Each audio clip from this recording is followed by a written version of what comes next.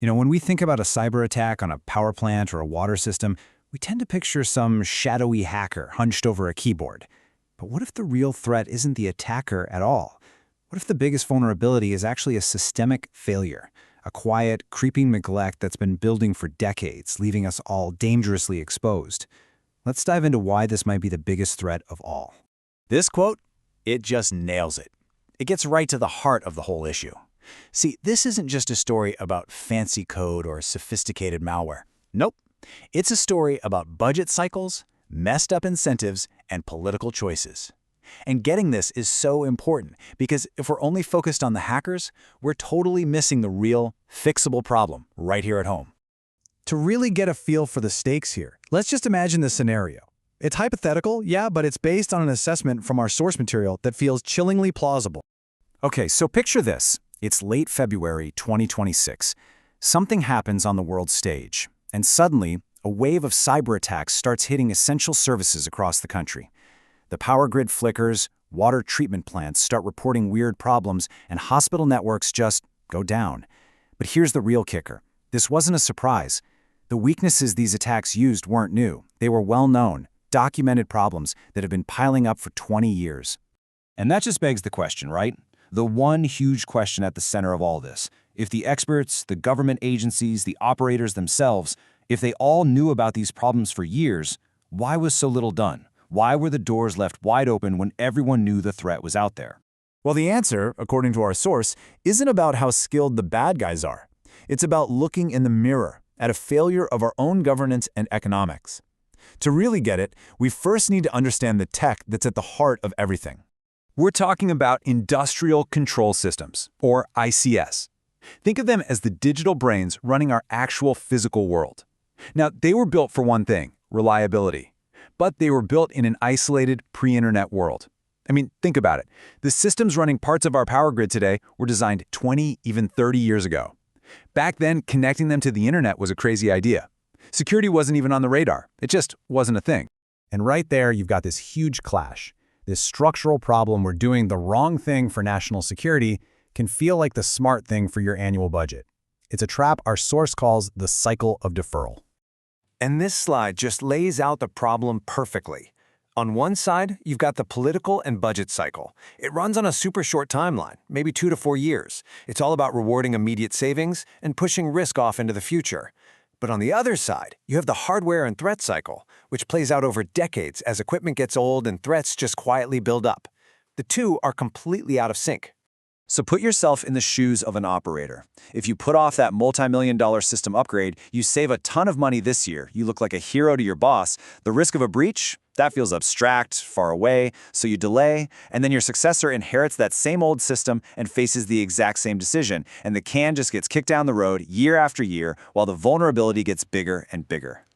Now, this cycle of deferral isn't just some theory. It has a real, measurable, and escalating cost. And even worse, it has allowed threats not just to knock at the door, but to pretty much move in, unpack their bags, and wait.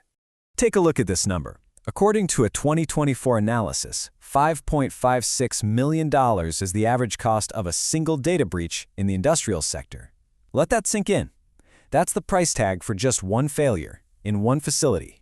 And listen, that number isn't just sitting there, it's exploding. That cost is an 18% increase from the year before. The financial hit from this neglect is compounding just as fast as the technical risks are. But see, breach costs only measure the damage from the attacks we actually see. What about the ones we don't? What about an enemy who isn't trying to steal your data, but is just getting inside and waiting for the perfect moment to flip a switch?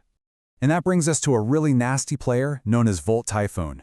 According to security analysts, this group is the perfect example of this problem. Their goal isn't just to peek at your data. No, it's about setting up shop inside our most critical networks, a quiet, dormant presence just waiting to be activated during some future geopolitical crisis. The threat isn't coming, it's already here. So let's just break down the game plan. It's chillingly simple. First, get in through those old known vulnerabilities, stuff as basic as default passwords. Second, stay quiet. Use the system's own tools to move around so you're basically invisible. Third, pre-position your disruptive tools for maximum impact. And then fourth, just wait. Wait for the political signal to cause chaos.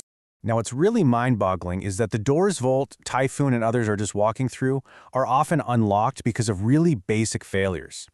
These are CISA's recommendations, the Cybersecurity and Infrastructure Security Agency. We're not talking about some high-tech, super expensive solutions. We're talking about the absolute basics. And for years, tons of critical systems didn't even do this stuff. This isn't a tech problem. It's a we just didn't do it problem. All right, so how do we fix this mess? If the problem is rooted in a broken system of incentives, well, then you've got to change the system. This isn't about buying better firewalls. It's about changing the economics and the policy.